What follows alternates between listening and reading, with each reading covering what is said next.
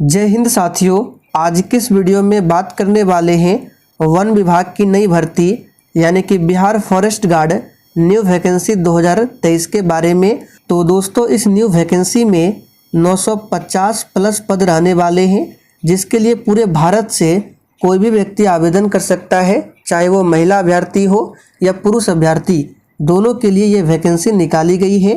पूरी इन्फॉर्मेशन आज की इस वीडियो में आपको देने वाले हैं, तो वीडियो को आप सभी लास्ट तक और ध्यानपूर्वक देखें ताकि बिहार फॉरेस्ट गार्ड से रिलेटेड कोई भी डाउट आपके मन में ना रहे। तो आप सभी सेशन को एक बार लाइक कर दें।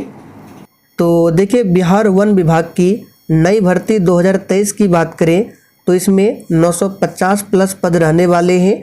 और इस फॉर्म के लिए कौन कौन अप्लाई कर सकता है, तो देखिए वो सभी इसके लिए अप्लाई कर सकता है जो भारतीय नागरिक है और जिनका उम्र मिनिमम 18 वर्ष है और मैक्सिमम 23 वर्ष है। और अलग अलग कैटेगरी के लिए जो एज हैं अलग अलग रखे गए हैं, आगे हम डिस्कस करने वाले हैं।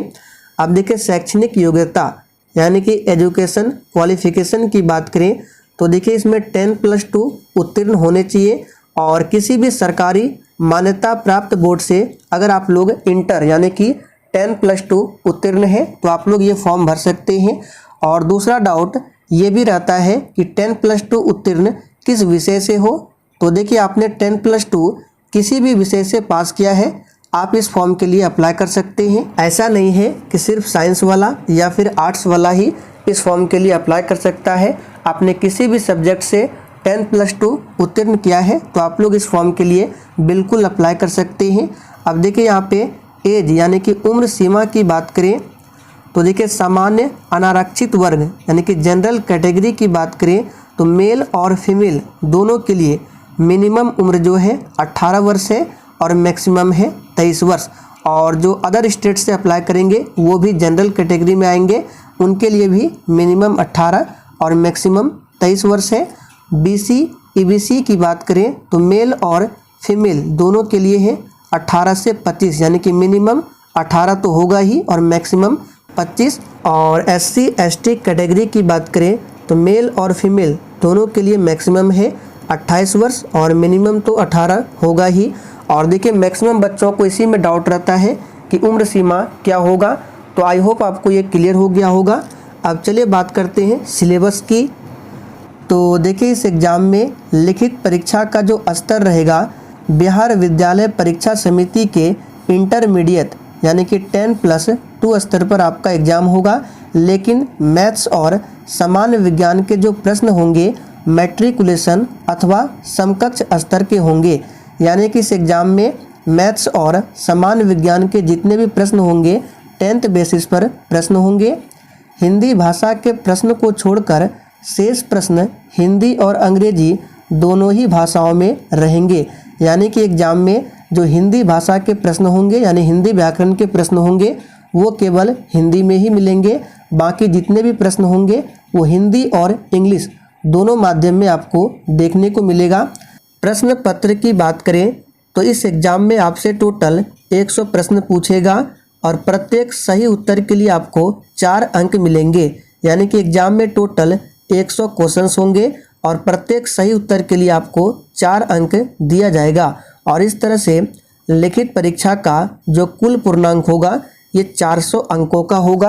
अब चलिए बात करते हैं क्या इस एग्ज़ाम में नेगेटिव मार्किंग भी होगा, तो जी बिल्कुल इस एग्ज़ाम में नेगेटिव मार्किंग भी रहेगा। तो नेगेटिव मार्किंग क्या है, तो 1/3 है। चलिए अब इसका मतलब समझ लेते हैं, मैक्सिमम स्टूडेंट को नहीं पता है 1/3 का मतलब क्या होता है। तो देखिए अगर आप एक प्रश्न सही करते हैं तो आपको कितने नंबर मिलेंगे, 4 नंबर। और अगर आप लोग 3 प्रश्न गलत कर देते हैं तो जो आपका सही है वो काट लिया जाएगा। तो सबसे पहले देखिए 3 प्रश्न गलत करेंगे तो एक प्रश्न 4 अंक का होता है, तो 3 गलत किया आपने तो 4 तिया 12 अंक आपका इधर कटा। और जो 3 प्रश्न आपने गलत किए आपका एक सही प्रश्न पूरा कटेगा, तो सही प्रश्न के लिए आपको 4 अंक मिलता है। तो 12 + 4 यानी कि 16 अंक काट लिया जाएगा अगर आप लोग 3 प्रश्न गलत करते हैं। तो 1/3 का मतलब उम्मीद करते हैं आप लोग समझ गए होंगे। अब बात करते हैं कौन कौन से सब्जेक्ट से कितना प्रश्न पूछा जाएगा। तो देखिए भाग 1 में 30 प्रश्न है, जिसमें राष्ट्रीय और अंतर्राष्ट्रीय महत्व की सामयिक घटनाएं यानी करंट अफेयर्स के प्रश्न होंगे, और साथ में ज्योग्राफी, हिस्ट्री, इन सभी के प्रश्न यानी करंट अफेयर्स, ज्योग्राफी, हिस्ट्री, इन सभी से मिलाकर 30 प्रश्न आपसे पूछा जाएगा। भाग 2 में 25 प्रश्न मैथ्स के प्रश्न पूछे जाएंगे, और मैथ्स के जो प्रश्न होंगे 10वीं कक्षा स्तर पर यानी 10th के बेसिस पर मैथ्स के प्रश्न आपसे पूछा जाएगा, और 25 प्रश्न समान विज्ञान यानी जनरल साइंस से 25 प्रश्न होगा। और भाग 4 में हिंदी भाषा में अपने विचारों को सही रूप में प्रकट करना तथा गंभीर तर्कपूर्ण गद्य को पढ़ने और समझने की योग्यता की परीक्षा करना है। भाग 4 में 20 प्रश्न हिंदी भाषा के ज्ञान से संबंधित होगा, यानी कि हिंदी व्याकरण होगा, शब्द प्रयोग, शब्द भंडार, गद्यांश, ये सभी प्रश्न भाग 4 में जो कि 20 प्रश्न पूछे जाएंगे। तो फिर से रिपीट कर देते हैं, 30 प्रश्न current affairs, geography, history, polity, इन सभी से मिलाकर 30 प्रश्न, 25 प्रश्न मैथ्स के प्रश्न होंगे जो कि 10वीं लेवल पर होगा, फिर 25 प्रश्न साइंस के प्रश्न होंगे, और लास्ट में 20 प्रश्न हिंदी व्याकरण से पूछे जाएंगे। अब चलिए आपको ये भी बता देते हैं अभ्यर्थियों का शारीरिक मापदंड यानी हाइट कितना मांगता है इसमें। तो देखिए शारीरिक प्रमाण यहाँ पे लिखा गया है, तो न्यूनतम हाइट, तो मिनिमम जो हाइट दिया गया है 160 सेंटीमीटर, और ये किस कैटेगरी के लिए है, तो अनुसूचित जाति और अनुसूचित जनजाति यानी SC ST कैटेगरी के लिए जो हाइट है 160 सेंटीमीटर है, और अन्य यानी कि BC EBC जनरल में आएंगे और उनके लिए 165 सेंटीमीटर है। न्यूनतम सीना बिना फुलाए ये है 79 सेंटीमीटर, और अन्य के लिए 81 सेंटीमीटर, और सीना जो है गर्ल्स के लिए नहीं होता है। अब देखिए यहाँ पे दिया है सीना का न्यूनतम फुलाव 5 सेंटीमीटर, और अन्य के लिए भी 5 सेंटीमीटर है, यानी कि बिना फुलाए 79 सेंटीमीटर होना चाहिए और फुलाकर 81 सेंटीमीटर। अब देखिए इसमें रनिंग नहीं होता है, तो उसके बदले इसमें क्या होता है, तो पैदल चलने की क्षमता, यानी कि इसमें 4 घंटे में आपको 25 किलोमीटर तय करने हैं, और अन्य यानी कि BC EBC जनरल के लिए 4 घंटे में 25 किलोमीटर, यानी दोनों के लिए सेम कंडीशन है, 4 घंटे में आपको 25 किलोमीटर की दूरी तय करना होगा।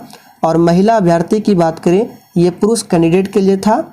अब देखिए फीमेल कैंडिडेट की बात करें तो शारीरिक प्रमाण यानी कि न्यूनतम हाइट दिया गया है 155 सेंटीमीटर SC ST के लिए, और अदर के लिए है 160 सेंटीमीटर। इसमें महिलाओं के लिए पैदल चलने की क्षमता रखा गया है 4 घंटे में 14 किलोमीटर, और अन्य के लिए भी वही है 4 घंटे में 14 किलोमीटर। तो ये शारीरिक मापदंड है, उम्मीद करते हैं आप लोग समझ गए होंगे, इसमें रनिंग नहीं होता है। अब चलिए बात करते हैं इसका फॉर्म कब से अप्लाई होगा। तो देखिए इसी मंथ में 5 से 10 दिनों के अंदर इसका नोटिफिकेशन आपको CSBC के ऑफिशियल वेबसाइट पर देखने को मिल सकता है। 5 से 10 दिनों के अंदर ही, अगर 5 से 10 दिनों के अंदर नहीं आता है तो इस मंथ में कंफर्म है इसका नोटिफिकेशन आपको ज़रूर देखने को मिलेगा। तो चले दोस्तों, आज के लिए इतना ही। सेशन पसंद आया हो तो सभी लोग सेशन को लाइक करके और अधिक से अधिक सेशन को दोस्तों के साथ ज़रूर शेयर करें।